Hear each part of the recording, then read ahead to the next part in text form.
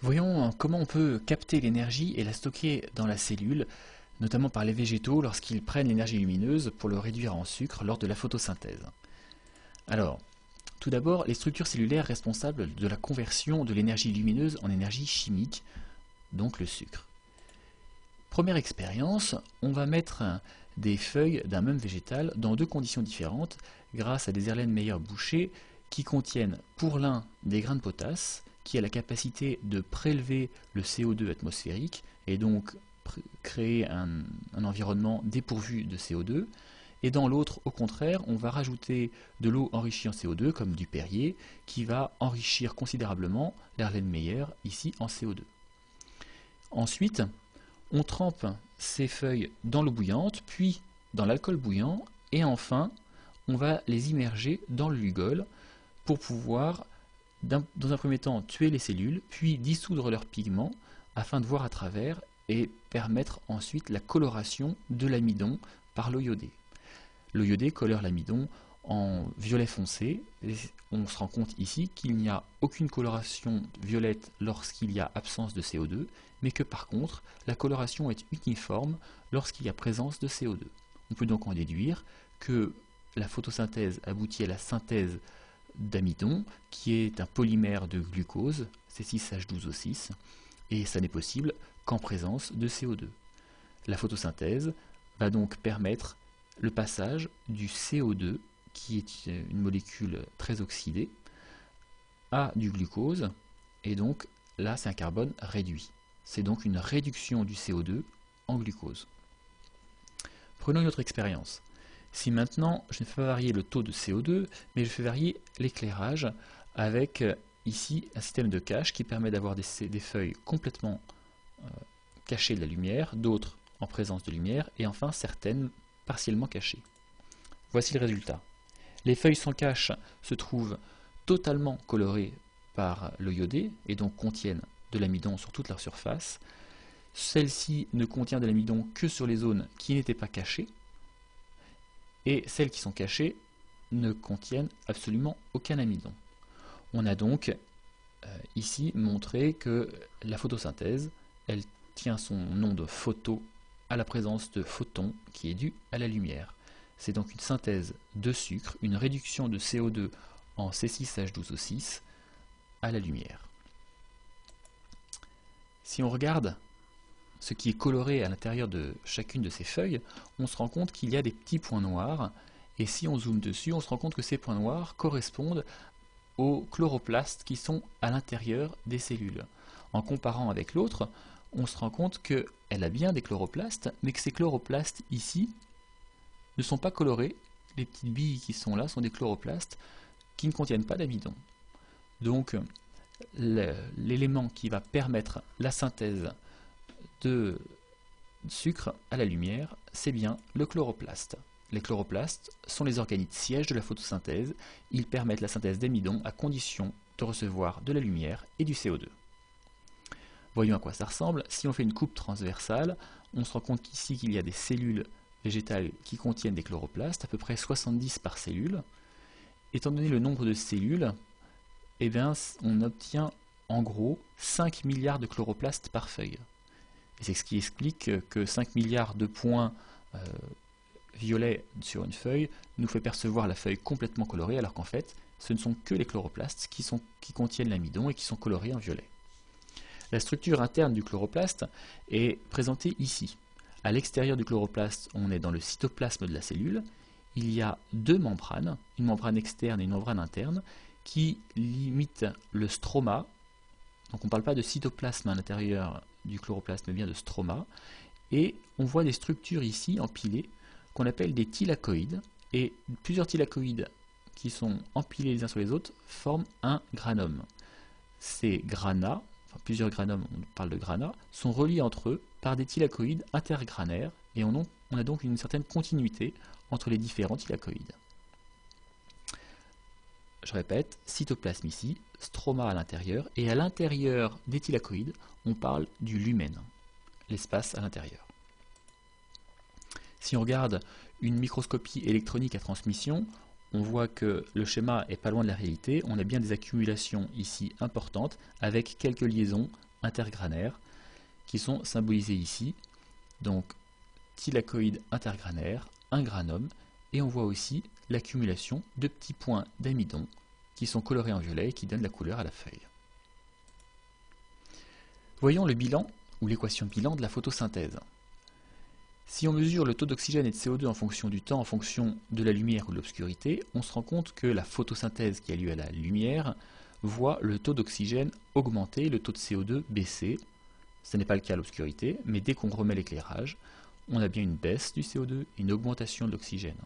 Si j'écris donc l'équation bilan, j'aurai donc à droite en produit créé par la photosynthèse de l'O2, alors que le CO2 va être consommé et sera donc à gauche. Ce carbone ici, il va servir à fabriquer à droite, ici, du C6H12O6, le fameux glucose. Si j'ajoute ces deux produits, il me manque ici de l'hydrogène pour pouvoir équilibrer.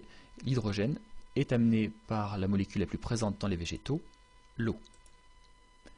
Cette molécule d'eau, ici, va permettre d'apporter tous les éléments nécessaires. Par contre, elle n'est pas équilibrée, j'ai 6 carbones ici, il va donc me falloir 6 CO2.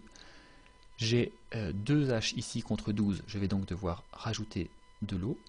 Et par contre, du coup, j'ai 6 O là et 12, ça fait 18, alors que je n'en ai que 6 ici. Il va falloir que j'en fasse 12.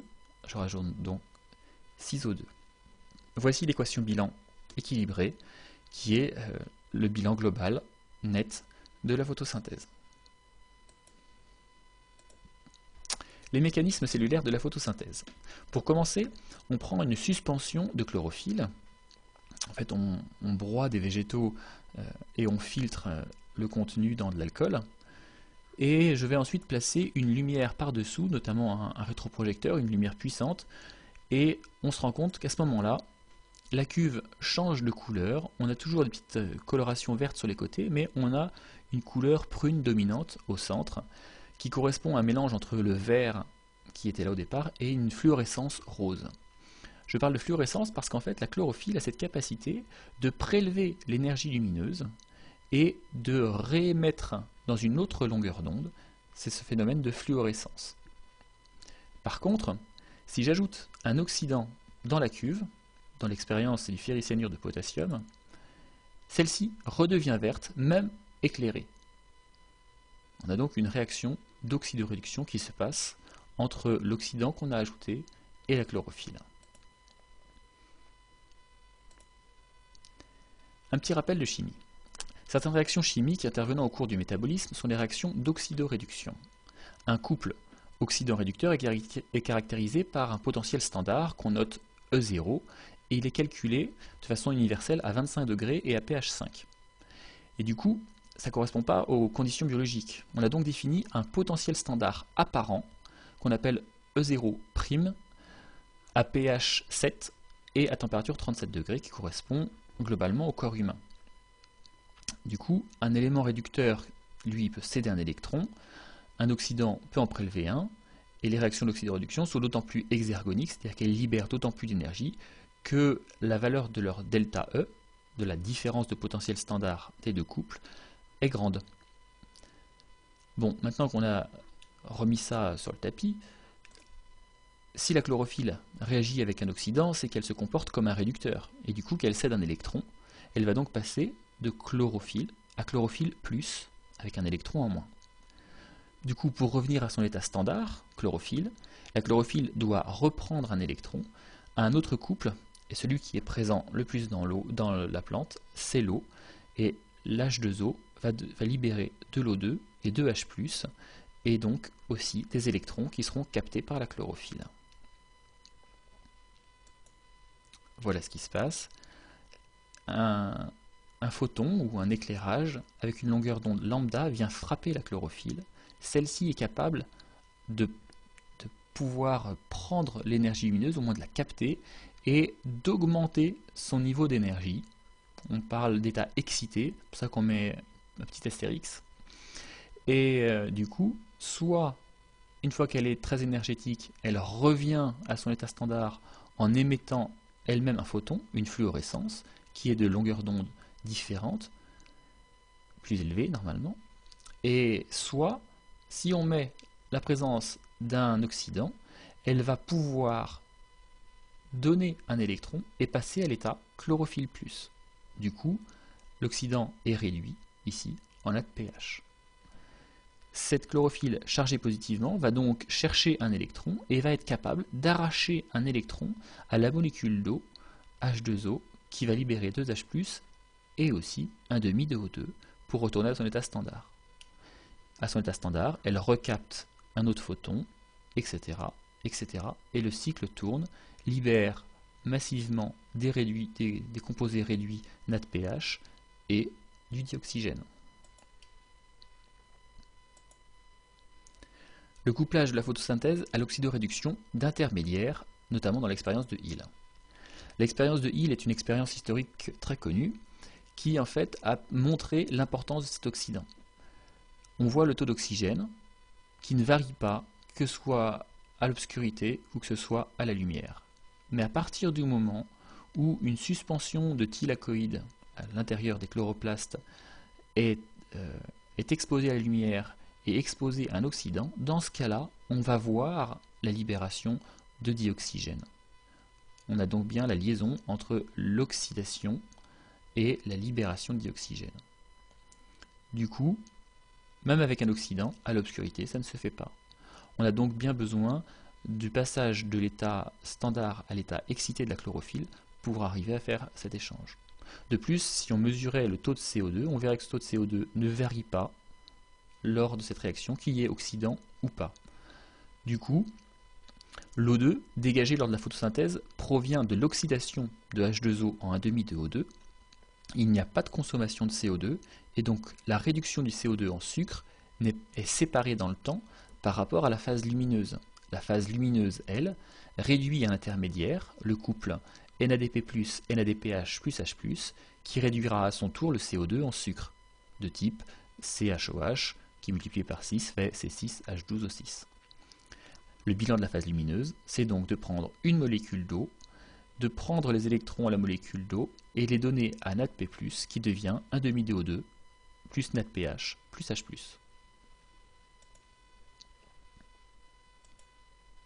Si on reprend les règles d'oxydoréduction, la logique voudrait qu'on prenne un oxydant, l'oxydant le plus fort, on l'associe au réducteur le plus faible, et puis on prend l'oxydant le plus faible et qui associe le réducteur le plus fort. On a donc OX2 plus RED1 donne OX1 plus RED2. Si on prend notre cas, on a dit, nous, qu'on prenait une molécule d'eau, un NADP+, et que ça donnait du NADPH et du H2O. Autant dire un gamma à l'envers. On devrait partir d'O2 plus NADPH et obtenir NADP+, et H2O, et pourtant on obtient l'inverse. Comment est-ce que ces réactions peuvent se faire alors qu'elles sont à l'inverse des règles d'oxydoréduction? Elles sont donc endergoniques. Eh bien, la solution, on l'a déjà donnée.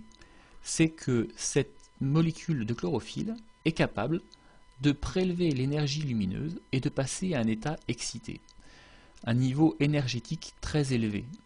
En fait, elle a un potentiel redox suffisant pour pouvoir arracher un électron à H2O, mais ensuite elle va être capable de passer à un potentiel redox extrêmement bas qui va être capable de réduire du NADPH.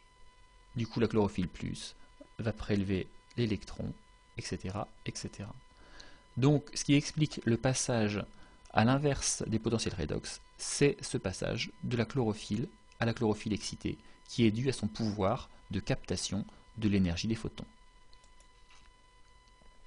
Si on fait le bilan, ici on est dans la phase lumineuse, on est à l'intérieur d'un thylakoïde, ou de plusieurs thylakoïdes accumulés qui forment un granum. En fait, si on regarde cette chlorophylle, ici vous avez symbolisé une molécule de chlorophylle. Une molécule de chlorophylle ne veut pas grand-chose, elle est en fait associée à plein d'autres molécules de chlorophylle et forme ce qu'on appelle un photosystème. Ici, le photosystème 2, puisque c'est le deuxième qu'on a découvert, c'est celui qui va être capable d'arracher l'électron à la molécule d'eau. Du coup, une fois qu'il a arraché cet électron, grâce à l'énergie des photons, il va être capable de passer à un potentiel redox extrêmement bas. Donc, du coup, une énergie extrêmement haute, puisque ce qui nous intéresse, c'est de réduire le CO2 en CHOH, et donc d'avoir des potentiels redox très bas. Du coup, cet électron porté à un potentiel redox très bas va entraîner toute une chaîne d'oxydoréduction entre plusieurs réactifs qu'on ne vous demande pas de connaître, et qui vont transmettre l'électron à un niveau un peu plus bas que précédemment, un peu plus bas dans le potentiel redox, mais un peu plus haut en énergie, vers un deuxième ensemble de chlorophylle qu'on appelle le photosystème 1 cette fois, qui va porter à un niveau énergétique encore plus haut, donc à un potentiel redox encore plus bas, le niveau de cet électron qui transmis va pouvoir réduire le NADPH, enfin le NADP+, en NADPH, qui est un potentiel redox ici à moins 0,032. Donc ici on est à peu près à moins 0,4 volts, donc c'est extrêmement bas par rapport à... On a gagné 1,2 volts grâce à l'énergie des photons. Du coup, cette différence de potentiel va permettre d'accumuler énormément de produits réduits, et le fait de faire intervenir cette chaîne d'oxydoréduction permet aussi la synthèse d'ATP qu'on verra un peu plus tard, mais qui est nécessaire pour la suite lors de la phase obscure ou de la phase chimique. La phase lumineuse est remise ici, elle se passe bien dans le granum des chloroplastes, au niveau des thylakoïdes. Au niveau de la membrane, on a ces photosystèmes qui arrachent les électrons de l'eau, montent un potentiel redox très bas, entraînent une cascade de réactions d'oxydoréduction, amène l'électron à un nouveau photosystème qui, grâce à une nouvelle énergie solaire ou lumineuse, va permettre de réduire encore le potentiel redox jusqu'à un niveau très bas, permettant la réduction du NADP+ en NADPH. Du coup, aussi bien le NADPH que l'ATP sont deux cycles qui vont permettre de faire le lien entre le lieu de captation de l'énergie lumineuse et le lieu où on va réduire le CO2, qui lui, ça se situe non pas dans les thylakoïdes, mais à côté, dans le stroma. Ça, c'est ce qu'on appelle le cycle de Kelvin-Benson, ou plus classiquement le cycle de Kelvin.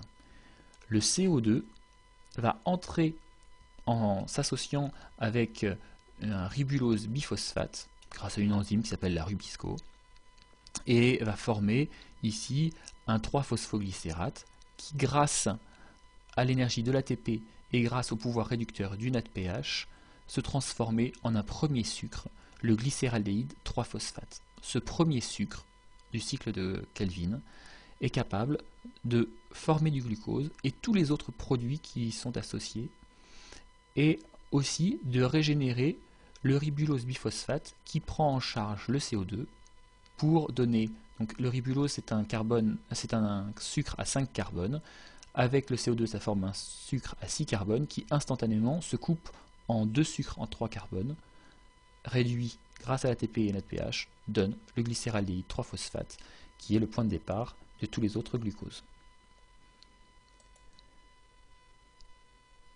Du coup, en bilan, la photosynthèse repose sur des réactions d'oxydoréduction. Lors de la phase lumineuse, les thylakoïdes des chloroplastes qui contiennent la chlorophylle ne libèrent de l'O2 qu'en présence d'un oxydant. On n'observe cependant pas de consommation de CO2. L'oxydation de H2O et la réduction de CO2 sont donc séparées dans le temps. Le transfert d'électrons se fait alors par l'intermédiaire d'un couple redox navette qui se réduit au contact des thylakoïdes et s'oxyde lors de la réduction du CO2 en sucre. C'est le couple NADP+, NADPH plus H+. Lors de la phase lumineuse, on a bien transfert des électrons de H2O vers NADPH, et ensuite, lors de la phase sombre, transfert des électrons de NADPH vers le CO2 pour qu'il se transforme en CHOH, c'est-à-dire l'élément de base constitutif du C6H12O6 qui va être dans le bilan complet. Si je fais la somme, j'ai 12H2O plus 6CO2 donne C6H12O6 plus 6O2 plus 6H2O. Donc comme les 6H2O là, ça c'est le bilan réel, le bilan complet, mais le bilan net, on va supprimer ces 6H2O, on en retirer 6 de l'autre côté, et on réobtient l'équation bilan qu'on avait trouvée au départ. 6H2O plus 6CO2 donne bien C6H12O6 plus 6O2. La phase lumineuse de la photosynthèse permet de réduire des coenzymes